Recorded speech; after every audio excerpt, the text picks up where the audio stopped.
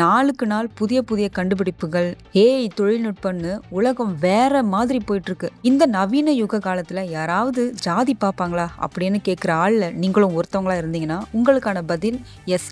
இப்பவும் ஜாதி பார்க்கப்பட்டுட்டு தான் வருது. படிக்கிற இடம், வேலை செய்யற இடம்னு ஜாதிகள் புகுந்து ஆட்டி படைக்காத துறைன்னு எதுவுமே கிடையாது. ஆனா இப்ப எல்லாம் ஓரளவுக்கு மீண்டு வந்துடுச்சுன்னு நம்ம நினைக்கும் போதுதான் இந்த செய்தி நம்மளுக்கு தீராத ஒரு துயரத்தை கொடுக்குற மாதிரி இருக்கு. அதாவது எல்லா துறைகளையும் ஜாதி கடந்து போயிருச்சு அப்படின்னு நினைச்சிட்டு இருக்கும்போது இப்போ எல்லாம் மாறிடுச்சு. ஜாதிய பாகுபாடெல்லாம் எங்கும் பாக்குறது இல்ல. ஜாதி இருக்குன்னு எவனாச்சும் சொன்னான்னா அவன் தான் மக்களை வேறுபடுத்தி பார்க்குற ஒருத்தனா இருப்பான் அப்படின்னு நிறைய தகவல்கள் இந்த சமூகத்துல உலவிட்டு வந்தாலும் தமிழ்நாட்டில் எங்கோ யாருக்கோ நடக்கிற ஜாதிய பாகுபாடானது எதிர்பாராத விதமா ஒரு பேசு பொருளாகிறது. அதிலும் குறிப்பா இந்த ஜல்லிக்கட்டு, பொங்கல் திருநாளோட மிகப்பெரிய ஸ்பெஷலே இந்த ஜல்லிக்கட்டு தான். இந்த ஜல்லிக்கட்டுல கூட ஜாதி உள்ள புகுந்து திறமையான ஆட்களை ஒதுக்கி வச்சிருக்கு அப்படிங்கறதுதான் உண்மை. மதுரை பாலமேடு ஜல்லிக்கட்டுக்கு பேர் போன ஒரு இடம். இந்த பாலமேட்டு ஜல்லிக்கட்டு போட்டியில தான் ஜாதிய பாகுபாடு பார்க்கப்பட்டிருக்கிறதா செய்தி சேனல்கள்லையும் சோசியல் மீடியாலையும் தொடர்ந்து பல செய்திகள் உலாவிட்டு வந்தது.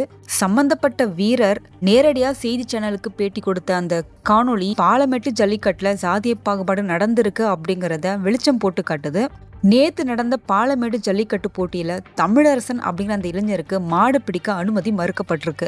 இது குறித்து தமிழரசன் என்ன சொல்லியிருக்காருன்னா, கடந்த 2 வருஷமா சிறந்த மாடுபிடி வீரனா நான் அவார்டு வாங்கியிருக்கேன், நிறைய பரிசுகளும் வாங்கியிருக்கேன். முதல் நாள் 2 மணி அளவுல தான் எனக்கு டோக்கன் கொடுத்தாங்க. ஒரு சிலருக்கு ரொம்ப சீக்கிரமா டோக்கன் கொடுத்துட்டாங்க. ஆனா எங்களுக்கு டோக்கன் கொடுக்கவே ரொம்பவே லேட் பண்ணிட்டாங்க.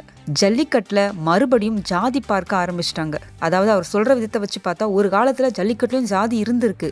அதெல்லாம் கடந்து போனதுக்கு அப்புறம் இப்ப மறுபடியும் ஜாதி பிரச்சனையை கொண்டு வந்திருக்காங்க. இத அவர் தட்டி கேட்க போகும்போது அவரையும் அடித்து துரத்தி இருக்காங்க. காலை 5 மணில இருந்தே அவங்க முதல் வரிசையில உட்காந்துட்டாங்களாம். ஆனா கருப்பாயூரணி, கார்த்தி போன்றவர்கள் நேரடியா எந்த வரிசையிலும் நிக்காம டோக்கன் வாங்கிட்டு போயிட்டாங்களாம். காளையால காயம் பட்டு ஊருக்கு போயிருந்தா கூட என்ன மதிப்பாங்க, அது எனக்கு ரொம்ப பெருமையா இருந்திருக்கும். ஆனா போட்டியில பங்கேற்க விடாம என்ன அனுப்பிட்டாங்களே அப்படிங்கறத நினைச்சு பார்க்கும்போது எனக்கு ரொம்ப வருத்தமா இருக்கு அப்படின்னு அவர் செய்தி சேனல்கள்ல சொல்லி அழுற காட்சிகள் மனசை உருக்குறதா தான் இருக்கு. அது மட்டும் இல்லாம அமைச்சர் மூர்த்தி மேலையும் குற்றச்சாட்டுகள் முன்வைக்கப்பட்டு வருது. ஏன்னா அவர் தான் ஒரு சில ஜாதியினரை ஜல்லிக்கட்டுல கலந்துக்க விடாம தடுத்ததாகவும், இந்த ஜாதியை சேர்ந்த சிறந்த மாடுபிடி வீரர்களுக்கு டோக்கன் கொடுக்கவும் போட்டியில கலந்து கொள்ளவும் அனுமதி மறுக்கப்பட்டதா சொல்லப்படுது. இதெல்லாம் அமைச்சர் மூர்த்தியின் தூண்டுதலின் பேர்தான் நடக்குது அப்படின்னும் பாதிக்கப்பட்ட இளைஞர்கள் புகார் சொல்றாங்க. இது குறித்து நீலம் பண்பாட்டு மையம் தன்னோட எக்ஸ் வலைத்தள பக்கத்துல மதுரை ஜல்லிக்கட்டில் ஜாதி பாகுபாடு 2 முறை முதல் பரிசு வென்ற வீரர் தமிழரசன் நிச்சயமா இந்த போட்டியில ஜெயிப்பாருன்னு தெரிஞ்சுக்கிட்டு தான் திட்டமிட்டு அவருக்கு டோக்கன் கொடுக்காம நேரத்தை வீணடிச்சிருக்காங்க நிர்வாகம். இதை நான் வன்மையா கண்டிக்கிறேன்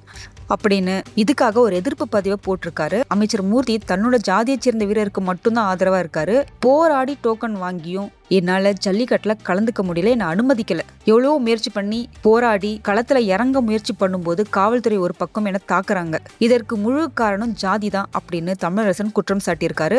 தமிழரசனோட இந்த கண்ணீர் பேட்டி சமூக வலைத்தளங்கள்ல விவாத பொருளா மாறி இருக்கு. வீரர் தமிழரசன் ஏன் புறக்கணிக்கப்பட்டார் அப்படிங்கிற கேள்வி சமூக ஊடகங்கள்ல பரவலா எழுப்பப்பட்டு வருது. கடந்த வருஷம் அலங்காநல்லூர் ஜல்லிக்கட்டு போட்டியில ஜெயிச்ச அபிசித்தரும் அமைச்சர் மூர்த்தி மேல சில குற்றச்சாட்டுகளை முன் வச்சிருக்காரு அப்படிங்கிறதும் குறிப்பிடத்தக்கது. சில இடங்கள்ல ஒரு சில ஜாதியை சேர்ந்த வீரர்களை களத்துல இறங்க அனுமதிக்கல, இன்னும் சில இடங்கள்ல குறிப்பிட்ட ஜாதியை சேர்ந்த காளைகளை கூட களத்துல இறக்க அனுமதிக்கல அப்படின்னு சமூக ஊடகங்கள் நிறைய காணொலிகள் பரவலா வெளிவந்த வண்ணம் இருக்கு. அப்பாடா ஜாதி ஒழிஞ்சிருச்சு, நீ வர காலம் நல்ல எதிர்காலமா இருக்கும் அப்படின்னு நம்புற நேரத்துல இந்த மாதிரியான சம்பவங்களை பார்க்கும் போதுதான் இன்னுமே ஜாதியை கட்டிட்டு அழுற மனுஷங்க வாழ்ந்துட்டு தான் இருக்காங்க அப்படிங்கிறது தெரியுது. மாடுபிடி வீரர் தமிழரசனுக்கு தகுந்த நியாயம் வழங்கப்பட வேண்டும், இது குறித்து விசாரணை நடத்தப்பட வேண்டும் அப்படிங்கறத எல்லாரோட வேண்டுகோளாகவும் இருக்கு. அன்னபூரணி அரசு அம்மா பக்தி பரவசத்தின் உச்சம். அம்மன் கோவில் சந்து கேள்வி நாயகன் முக்தாரின் நேருக்கு நேர் நிகழ்ச்சியில் அனல் பறக்கும் விவாதம். ஜனவரி 18ஆம் தேதி சனிக்கிழமை காலை 10 மணி முதல் காணத் தவறாதீர்கள்.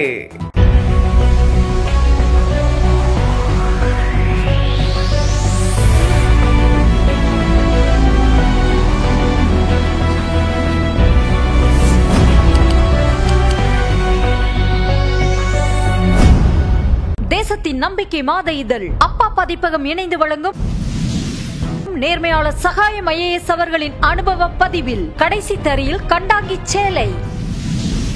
இப்போது பரபரப்பாக விற்பனையாகிக் கொண்டிருக்கிறது. புத்தகத்திற்கு உடனே அழையுங்கள் 701002 9823 9315077173 மற்றும் 8925917667. கடைசி தரியில் கண்டாங்கி சேலை.